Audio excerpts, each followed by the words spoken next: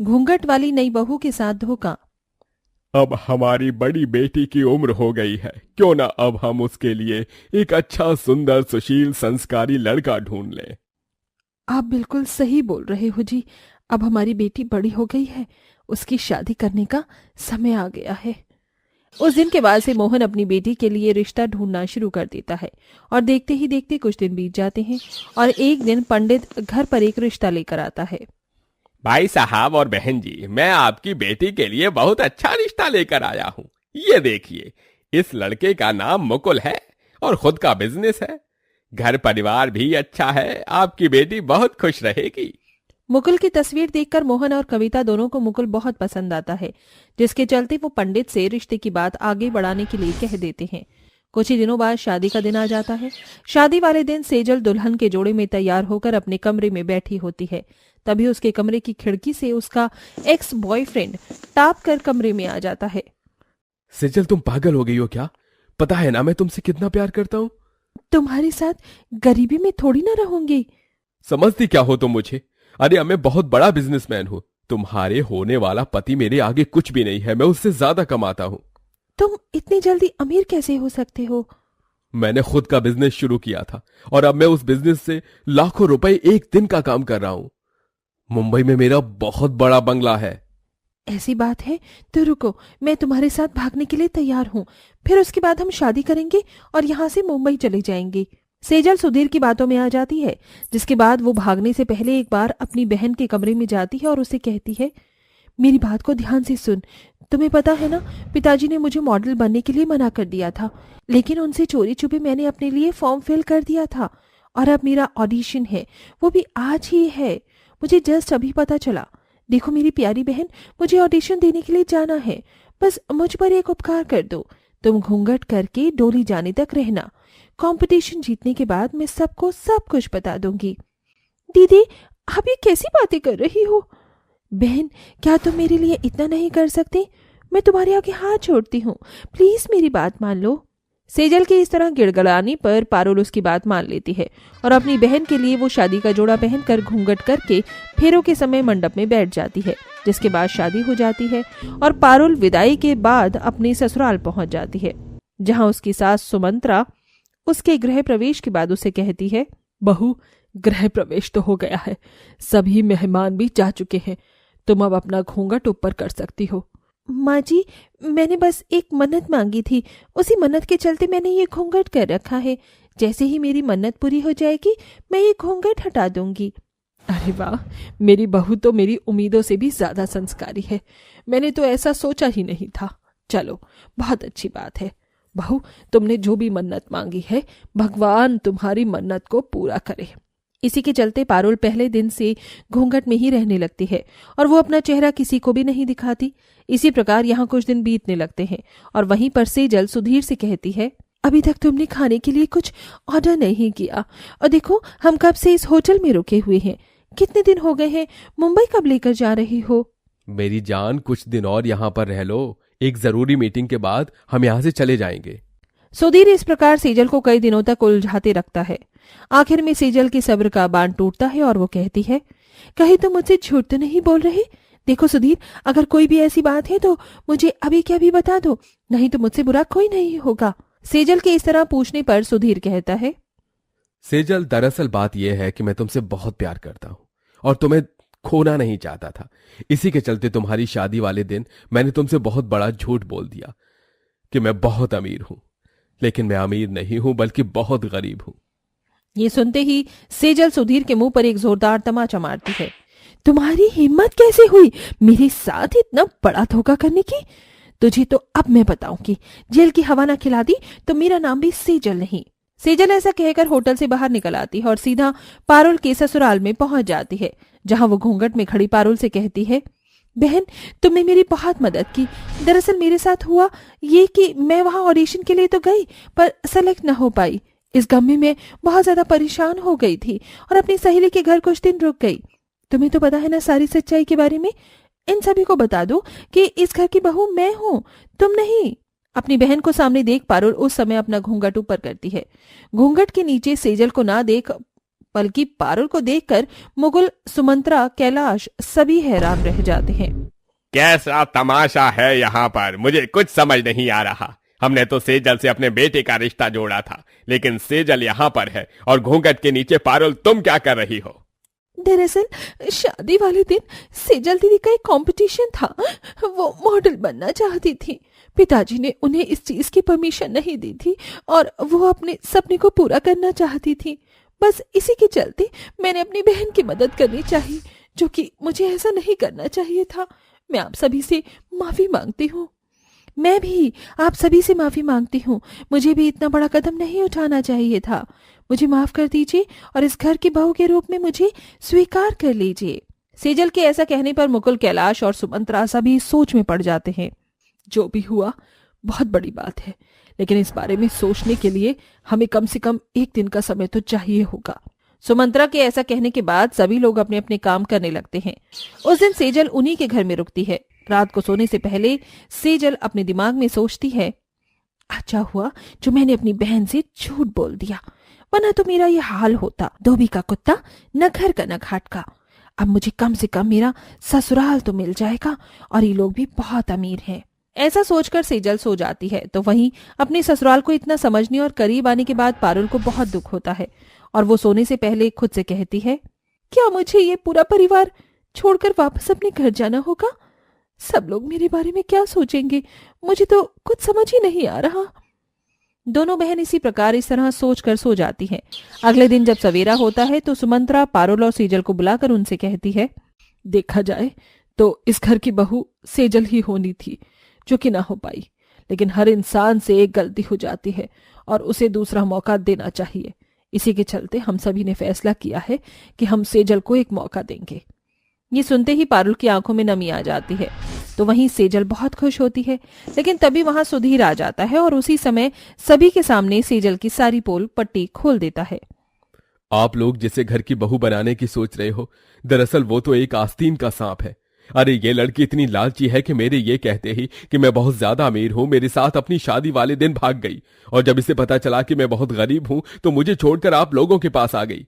इसने अपनी बहन के बारे में भी एक बार नहीं सोचा, और इस जैसी लड़की को आप इस घर की बहू बनाना चाहोगे? अब फैसला आपके हाथों में है। ये सुनते ही पारुल के पैरों तले जमीन खिसक जाती है और वो अपनी बहन से कहती है, आप अपनी छोटी बहन के साथ ऐसा कर सकती हो दीदी? मैंने कभी अपने सपने में भी नहीं सोचा था कि मेरी बहन मुझे ही धोखा दे देगी। जब सच्चाई सामने है तो अब हमें इसे झुटला नहीं सकते। इस घर की बहू पारुल है तो पारुल ही रहेगी। सेजल, तुम इस घर की बहू नहीं बन सकती। सेजल की सच्चाई सामने आने के बाद सेजल सभी से माफी मांगती है और खास तौर पर वो अपनी बहन पारुल से भी माफी मांगती है, जिसके बाद वो उसकी जिंदगी से हमेशा के लिए चली जाती है और पारुल अब बिना घूंघट के अपने ससुराल में खुशी खुशी रहने लगती है। अमीर सहेली लाई ब्राइडल लहंगा।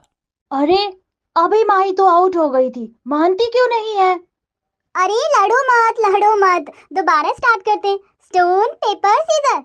ये मेरा पेपर है और तुम दोनों का स्टोन। ये मैंने कवर कर लिया, मैं जीत गई। करिए, ये दोबारा खेलो। पहले ही आउट हो गई थी और अब जीत गई। एक बार और। Stone paper scissor. ये अब तो मैं जीत गई। बल्ले बल्ले, तुमने ही कहा था जो हारेगा वो चॉकलेट खिलाएगा जीतने वाले को। अब तुम मुझे चॉकलेट दोगे। बिल्कुल। देख रही है ना माही, हमारी कावेरी कितनी खुश हो रही है। उसका कब से चॉकलेट खाने का मन था और वो हमसे मांगती नहीं, इसलिए तो मैंने ये गेम रखी थी। हाँ, हमारा प्लान काम कर गया। कल मीनाक्षी से बहुत चिढ़ा रही थी इस चॉकलेट के पीछे। छोड़, ये ले कावेरी, हम हार गए ना, हमारी तरफ से गैलेक्सी वाली चॉकलेट। कल मीनाक्षी मुझे चिढ़ा रही थी और ये तो बहुत महंगी है। तुम दोनों क्यों लाई? पागल, हमारे लिए कुछ महंगा सस्ता नहीं है, ये प्यार है। और हम तो हार गए हैं ना तुझसे, ये तो उसकी ट्रीट है। अब चुपचाप खा। फिर तीनों सहेलियां मिल बांट कर महंगी वाली चॉकलेट को खाती हैं। दरअसल माही और नुपुर अमीर घर की थी, फिर भी वो गरीब कावेरी की सहेली बनना पसंद करती हैं। उसे इतना प्यार करती थी कि हमेशा पढ़ाई हो या पैसे हो या खाना हो, हर चीज में मदद करती थी। ये नजारा तो आप अभी देख ही चुके हैं। वक्त के साथ तीनों सहेलियां बड़ी हो जाती हैं। पढ़ाई करने में तो कावेरी काफी ज्यादा तेज थी, तो अब वह अपनी दोनों सहेलियों को पढ़ाती थी। अबे यार, ये सब कैसे होगा? मुझे तो बिल्कुल समझ नहीं आ रहा। I hate this account subject. यार बहुत इजी है, ऐसे परेशान मत हो। देख, इस इक्वल्स टू ए और इसको ऐसे कर दे, हो गया सॉल्व। कितना इजी था यार, सच में तू तो कमाल है। हमसे ज्यादा अच्छी नॉलेज तेरी, जब भी तो तू फर्स्ट आती है। ये तो है। अब मुझे समाजवाद का मतलब समझाना। मैं मैथ्स कर लेती हूँ, बट पॉलिटिकल मुझसे नहीं पढ़ा जाता। अरे डम्बो, कल ही तो बताया था, समाजवाद एक सामाजिक आर्थिक दर्शन होता है। अरे हाँ, याद आया। अच्छा सुन, मुझे भूख लग रही है, मैं नूडल्स और पिज्जा ऑर्डर कर रही हूँ। हाँ कर ले। नहीं यार, इस बार मेरे पास पैसे नहीं हैं कॉन्ट्री करने के लिए। रुको, मैं तुम्हारे लिए प्याज और गोभी के पकौड़े बना कर लाती हूँ। अरे नहीं पागल, तुझे पैसे देने की कोई जरूरत नहीं है और ना खाना बनाने की जरूरत है। तेरा भी तो एग्जाम है, तू पढ़ ले। यार तुम्हें पता है ना, मुझे पैसे लेना तुमसे पसंद नहीं है। मानती हूँ हम बहुत पुराने दोस्त हैं और मैं बहुत खुश नसीब हूँ। हाँ, तू पैसे कभी मत लाना दोस्ती में। आई नो कि तू खुददार है। शुक्रिया मुझे समझने के लिए। चलो जल्दी पढ़ाई कर लेते हैं, बोर्ड का एग्जाम है। फिर तीनों सहेलियां पढ़कर ऑनलाइन मंगाए खाने को खाती हैं। 2 महीने बाद वो अपने बोर्ड के एग्जाम देती हैं, जिसमें तीनों बहुत अच्छे नंबरों से पास होती हैं। वहीं टॉप करने पर कावेरी को स्कॉलरशिप मिलती है, जिससे वो अच्छे कॉलेज में एडमिशन ले पाए। वहीं दोनों सहेलियां एयरपोर्ट पर कावेरी के गले लगती हैं। Kaveri, we both miss you so much. बहुत अच्छा हुआ इस शहर के टॉप कॉलेज में तेरा एडमिशन हो गया। काश हम तेरे साथ पढ़ पाते, पर हमारे पेरेंट्स ने हमारी स्टडी लंदन की एकेडमी में करने की कही है, इसलिए जाना पड़ेगा, वरना तुझसे तो हम बिल्कुल अलग ना हो। हाँ बिल्कुल, कांटेक्ट में रहियो, शादी वादी नहीं करना। अरे तुम दोनों चिंता मत करो। तुम दोनों ने मम्मी पापा को इतने अच्छे से समझाया कि उन्होंने मुझे 3 साल के लिए पढ़ने की कही है, पर उसके बाद शादी, और तुम्हारे बिना तो मैं करूंगी नहीं। हाँ हमें पता है, चल निकलते हैं, बाय। फिर दोनों सहेली लंदन की फ्लाइट के लिए निकल जाती हैं। वहीं कावेरी भी मन लगाकर कॉलेज में पढ़ती है। 3 साल पूरे हो जाते हैं। फिर कावेरी के माता पिता उसके लिए लड़का ढूंढ लेते हैं। माँ मुझे फाइनल एग्जाम तो देने दो, इतनी जल्दी शादी की तारीख फिक्स क्यों की? बहुत पढ़ाई कर ली तूने, शादी भी करनी है कि नहीं? माँ 2 महीने बाद फिक्स कर दो, कुछ भी नहीं बोलूंगी, या आप उनसे बात कर लो। बेटा, अमीर घर का रिश्ता बार बार नहीं आता, ऊपर से हम गरीब हैं। पता नहीं लड़की के माँ बाप होकर अच्छे से शादी कर पाएंगे या नहीं। फिर भी जितना जोड़ा है, भगवान की दया से उतने में ही अच्छे से हो जाए। मैं समझती हूँ पिताजी। बाकी हम भी बहुत खुश हैं कि तू इतना पढ़ लिख रही है। ठीक है, मैं बात करता हूँ। कुछ हफ्तों बाद कावेरी के एग्जाम हो जाते हैं। ब्रिजेश के बात करने से शादी की डेट आगे बढ़ जाती है। गरीब माँ बाप जैसे तैसे अपनी बेटी के लिए शादी का इंतजाम करते हैं, तो कुछ कर्ज भी लेते हैं। कावेरी अपनी शादी की खबर दोनों सहेलियों को देती है और नेक्स्ट फ्लाइट से ही दोनों सहेली उसके पास आ जाती हैं और जोर से दोनों उसको गले लगाती हैं। चलो, हमारी प्यारी सहेली की शादी हो रही है, अब कॉन्ग्रेचुलेशंस हमारी जान। चल हमारे साथ भी थोड़ा टाइम स्पेंड कर ले, फिर तो तू चली जाएगी अपने साजन के पास। अरे तुम दोनों मुझे सांस तो लेने दो, इतनी तेज चिपक गई हो, छोड़ोगी तभी तो टाइम स्पेंड करूंगी। देख, हम दोनों की कोई शॉपिंग नहीं हुई और तेरी शादी में हमें लहंगा पहनना है। पहले उसकी शॉपिंग के लिए चल, फिर कल हल्दी की रस्म के बाद तो निकल नहीं पाएगी। अच्छा बाबा ठीक है। फिर तीनों सहेली एक लहंगे के शोरूम में जाती हैं। वाह, यहाँ के लहंगे तो बहुत ज्यादा एक्सपेंसिव और अच्छे हैं। ये ब्राइडल लहंगा तो बहुत अच्छा है, काश अपनी शादी पर पहन पाती, बट इसकी कीमत 25 लाख रुपए है। बाप रे बाप, इतने में तो घर भी आ जाए और 4-5 शादी हो जाएंगी। ये 40 लाख का लहंगा है ना, ये ब्लू कलर वाला पैक कर दो, और मेरा भी। नुपुर, क्या मैं जो सोच रही हूं वही तू भी? दोनों सहेली कावेरी के पसंद के लहंगे को चुपके से पैक करवा लेती हैं और तीनों बहुत घूमते हैं, मस्ती करते हैं। अगले दिन उसकी हल्दी होती है, फिर मेहंदी की रस्म, जिसमें दोनों सहेली उसे वो लहंगा गिफ्ट करती हैं, जिसे देख कावेरी कहती है, अरे ये तुम दोनों ने क्या किया? तुम जानती हो कि मैं इतना महंगा लहंगा नहीं ले सकती, फिर क्यों लाई तुम दोनों? प्लीज इसे वापस कर दो। पर यार ये तोहफा है हमारी तरफ से तेरे लिए। तुमने बचपन से मुझे बहुत तोहफे दिए हैं और सबसे अच्छा तोहफा हमारी दोस्ती का है। मुझे और कुछ नहीं चाहिए। नुपुर, माही। चल ठीक है। फिर दोनों सहेली अपनी गरीब सहेली की मेहंदी के फंक्शन में खूब नाच गाना करती हैं। अगले दिन अमीर लड़के ऋषभ से उसकी शादी थी, जहां मेहमानों का स्वागत हो रहा था और कावेरी के माता पिता ने बहुत जतन करके सस्ते लहंगे का जुगाड़ किया था। कावेरी तैयार होने जा रही थी कि उसके लहंगे में आग लग जाती है। हे भगवान, अब मेरी शादी कैसे होगी? मेरा लहंगा तो जल गया। बड़ी मुश्किल से माँ और पिताजी ये लेकर आए थे मेरे लिए। भगवान, सब बर्बाद हो गया। नीचे दूल्हे वाले बैठे और मेरी बेटी अब क्या पहनेगी? तभी दोनों सहेली कावेरी को देखने आती हैं। अरे, हमारी सहेली तैयार हो गई क्या? जरा दिखा तो। आंटी कावेरी, आप दोनों इतना ज्यादा परेशान क्यों हैं? और तू तैयार क्यों नहीं हुई? बेटा सब बर्बाद हो गया। मैं इसकी नजर उतारने के लिए दिया लाई थी, पर इसके लहंगे पर लग गया और सारा लहंगा जल गया। अब क्या होगा? कुछ नहीं होगा।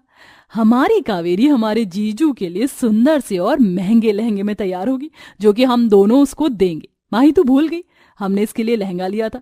कावेरी, तू अब मना नहीं करेगी। अरे हाँ, तोहफा है हमारी तरफ से तेरे लिए। ठीक है।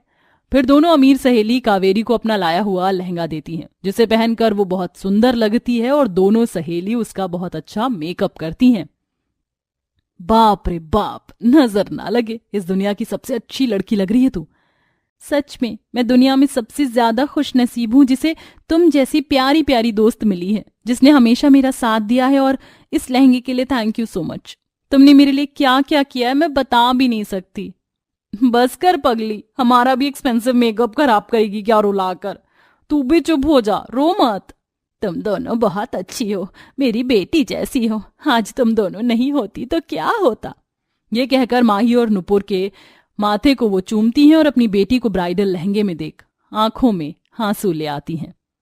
मैं तो ऐसे ही रोती रहूंगी। अब तुम दोनों इसे नीचे ले आओ, दूल्हे राजा इंतजार कर रहे हैं। फिर कावेरी अपने ब्राइडल लहंगे में आती है, जिसे देख दूल्हे राजा मदहोश हो जाते हैं। फिर दोनों की धूमधाम से शादी हो जाती है। विदाई पर तीनों सहेली एक दूसरे के गले लगकर रोती हैं और कावेरी विदा हो जाती है। दोस्तों, अगर दिल साफ हो तो बीच में अमीर और गरीब, पैसे चालाकी ना हो तो अच्छे अच्छों की दोस्ती निभ जाती है। मेरा नुपुर माही से यही रिश्ता था। हमेशा याद रखिए, दोस्त जितने पुराने होते हैं उतने खास होते हैं। इसमें कभी पैसों को बीच में मत लाइएगा।